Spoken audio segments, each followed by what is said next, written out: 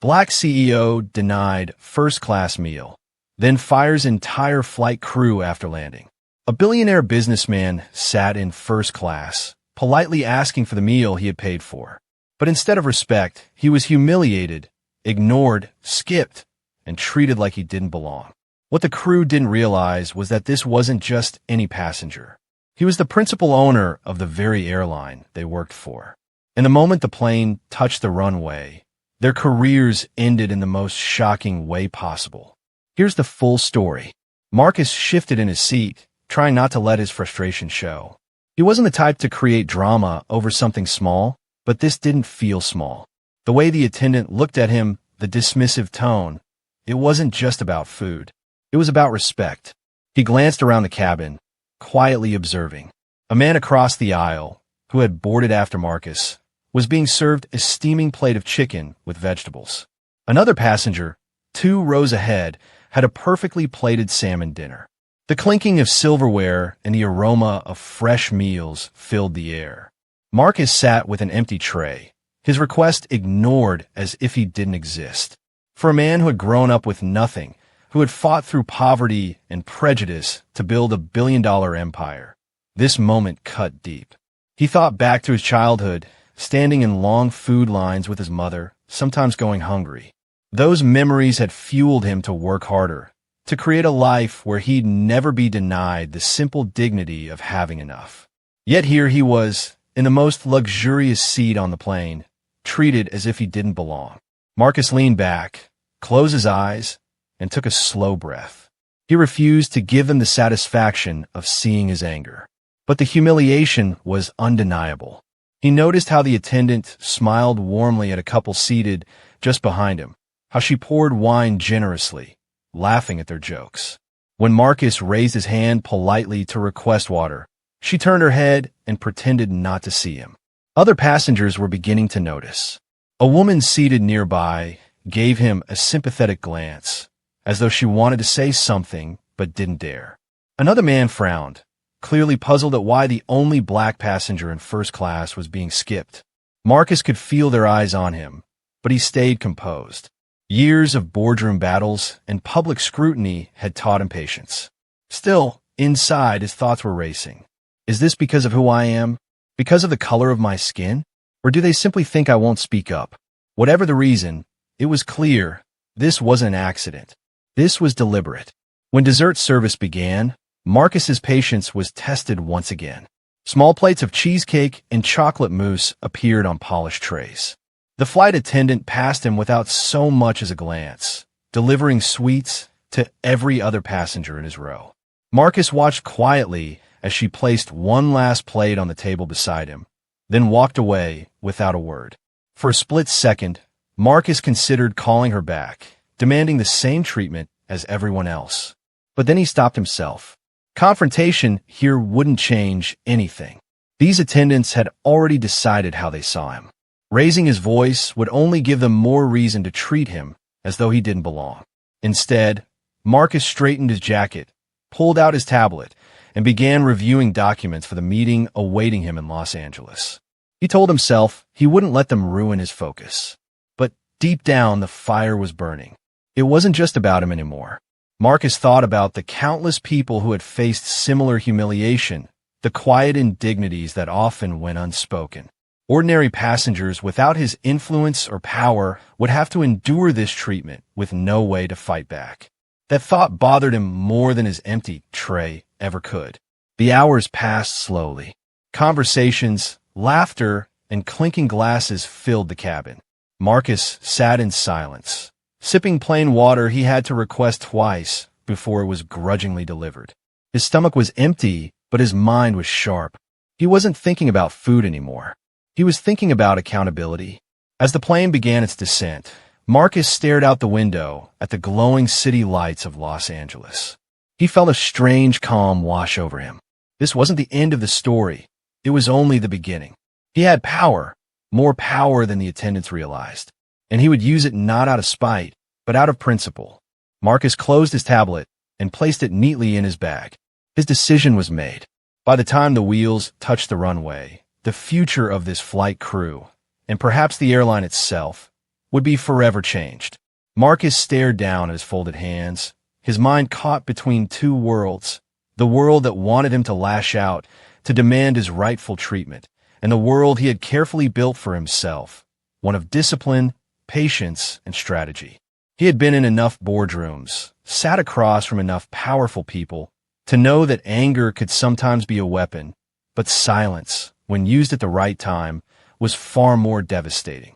As the minutes ticked by, the sting grew sharper. The casual glances from fellow passengers felt heavier, like weights pressing down on him. Some looked at him with pity, others with confusion, but no one said anything. It wasn't their battle, after all. They had their meals, their drinks, their smiles from the attendants. Why risk stepping into a storm? Marcus understood that too. He had learned long ago not to expect people to come to his defense. In his rise from poverty to power, he had been underestimated, overlooked, and doubted countless times. And every time, he had relied on himself to rise above. That resilience was what carried him to where he was now. A billionaire CEO, a man whose name carried weight across continents. Yet, here he was sitting in first class, treated as though he didn't matter. When the attendant passed by again, Marcus lifted his eyes to meet hers.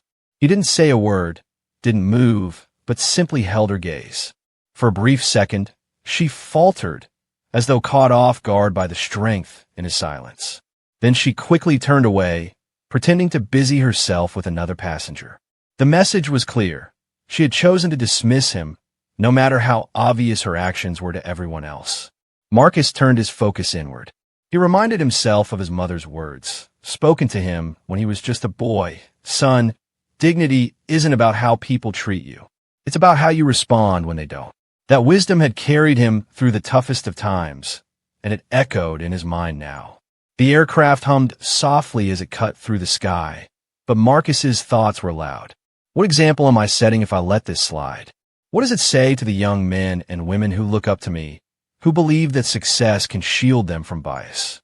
He knew then that this was no ordinary slight. It was symbolic of something much larger, a reminder that no matter how high you climb, some people will still try to push you down. His decision crystallized. He would not confront them here, in the air. That would only reduce him to their level, turning him into a spectacle for the curious eyes around him. No, his response would come later on the ground, where he held true power. And when it came, it would be undeniable. As the attendants moved through the cabin one last time to collect trays and prepare for landing, Marcus remained still, his face calm, his body language controlled. But inside, a fire had been lit. He thought of the empire he had built, the countless employees whose livelihoods depended on his leadership, the investors who trusted his judgment. He wasn't just a passenger being mistreated. He was a leader being challenged. By the time the captain's voice came over the intercom, announcing their descent into Los Angeles, Marcus had already mapped out his next steps. He would leave the plane quietly, without confrontation. But the crew, the airline, and the entire industry would soon feel the ripple of this moment. What they had dismissed as a simple act of rudeness was, in truth, the beginning of something far greater. And Marcus Bennett was the kind of man who never let such lessons pass unanswered. The soft chime of the cabin announcement echoed through first class as the captain prepared the passengers for landing. Seat belts clicked into place, window shades were drawn up, and the attendants moved swiftly through the aisle, checking every detail. To the average eye, it looked like a routine descent. But in Marcus's world, the atmosphere had shifted entirely. On his sleek laptop screen glowed the email he had just finished drafting, calm, precise, and devastatingly thorough. Marcus didn't write with anger. He wrote with authority. Every instance of neglect was detailed with times and witness accounts. Every slight, every deliberate dismissal was carefully noted.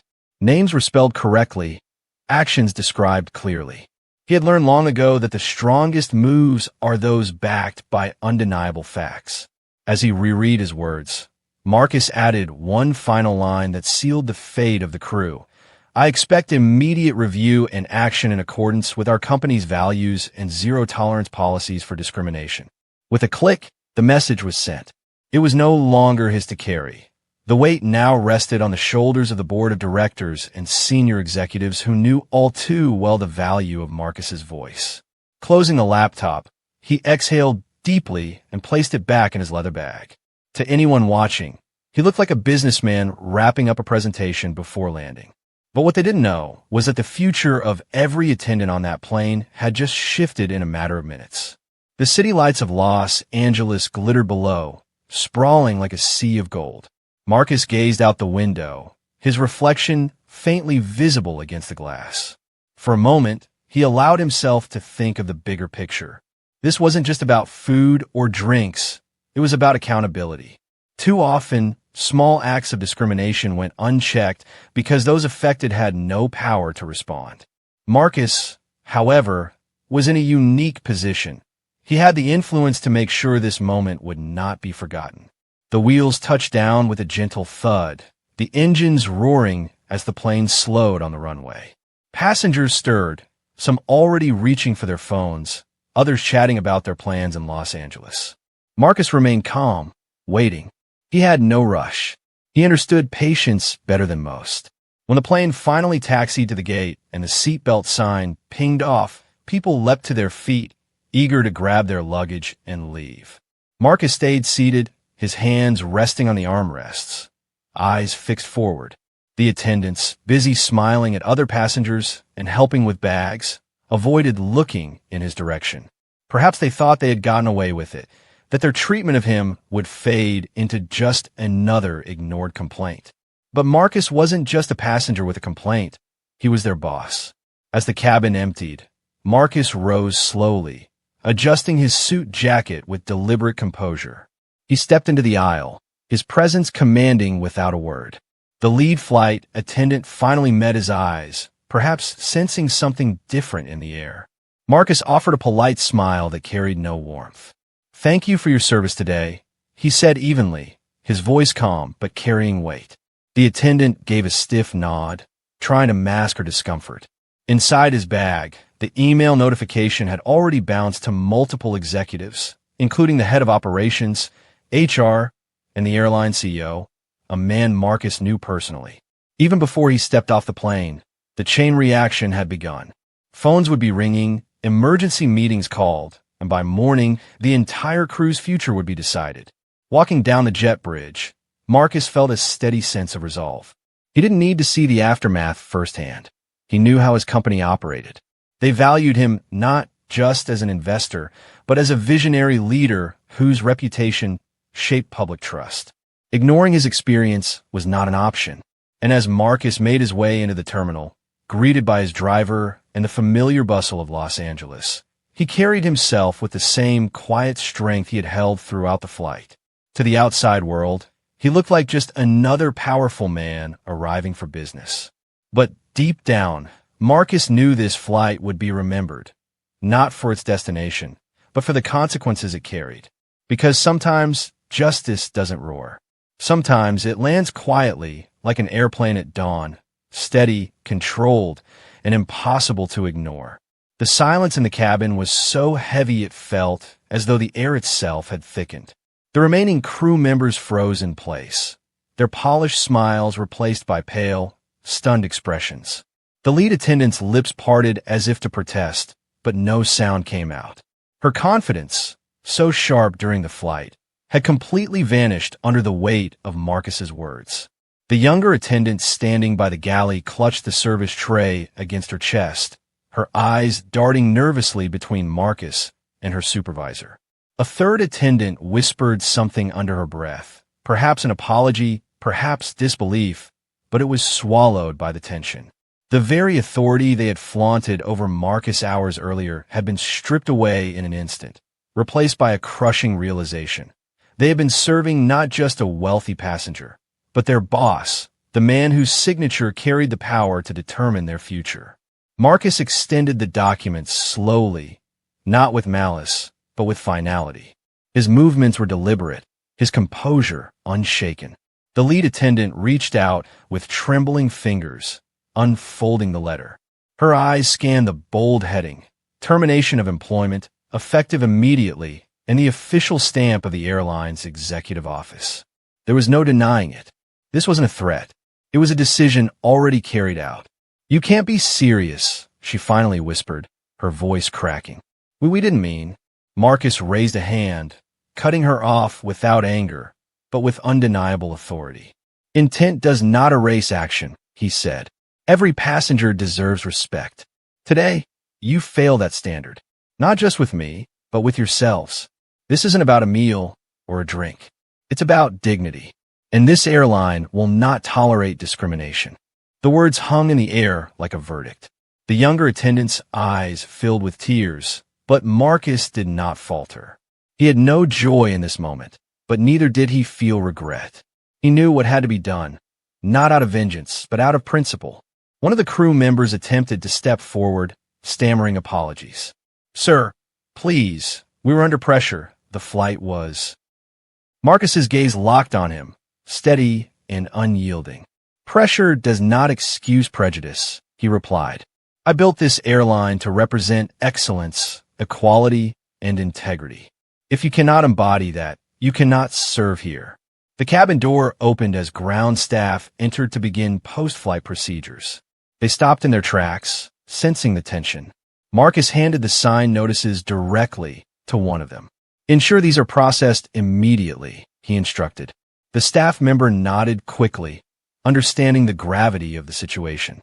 For a moment, Marcus stood still, taking in the scene one last time. The same aisle where he had been denied, ignored, and humiliated now became the stage for accountability. His calm presence spoke louder than any outburst could have. Without another word, he turned and walked toward the exit, his footsteps measured, echoing softly against the carpeted floor. Behind him, the crew remained motionless, clutching the letters that had just unraveled their careers. The authority they once wielded so carelessly had crumbled. What had begun as their attempt to belittle a man they thought powerless ended with their own downfall, brought about by the very power they had underestimated. As Marcus stepped onto the jet bridge, the murmur of the airport greeted him. He adjusted his suit jacket, his face steady, his resolve intact. To others, he looked like any successful businessman walking off a flight. But those who had witnessed the exchange would never forget the quiet lesson he left behind. Respect is not optional. It is the foundation of service, of business, of humanity. And as the airline's principal owner disappeared into the terminal, the reality sank in for everyone who remained. Actions have consequences, and this time, the consequences had arrived with quiet, undeniable authority. The headlines didn't stop. By noon the following day, Marcus's name was trending across every social media platform. Clips and posts from passengers who had been on the flight began circulating. Some described how uncomfortable it had been to watch Marcus treated differently, while others admitted they hadn't spoken up, but now wish they had. Hashtags like #RespectInTheAir and #MarcusBennett exploded online, sparking debates about customer service, racism, and accountability. Television anchors discussed the story in detail, analyzing every angle. Some praised Marcus's calm, decisive response as a masterclass in leadership. They admired how he never raised his voice, never argued, but let his influence and authority do the work. Others questioned whether firing the entire crew had been too severe, suggesting maybe individual punishment would have sufficed. Yet even those critics admitted that his actions had forced the airline and the industry to face a reality long ignored. For Marcus, watching the reaction unfold was both surreal and expected. He had not acted to make headlines. In fact, he disliked unnecessary attention. But he knew the moment he sent that email, the consequences would echo far beyond one flight. In his office the next day, as his staff updated him on the growing media storm, Marcus remained steady. "Let them talk," he said.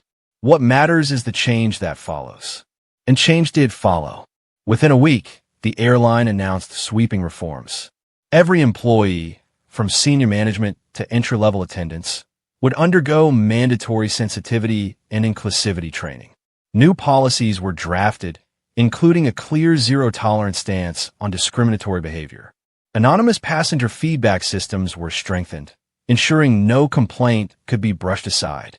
The airline's board also pledged regular audits to maintain accountability, a move Marcus personally oversaw. The industry took notice. Rival airlines, pressured by public opinion, began reviewing their own policies. Suddenly, the conversation wasn't just about one CEO or one flight. It was about the entire culture of air travel. Were passengers truly being treated equally, regardless of who they were? Could small, silent acts of discrimination be happening every day without consequence? In interviews, Marcus remained measured.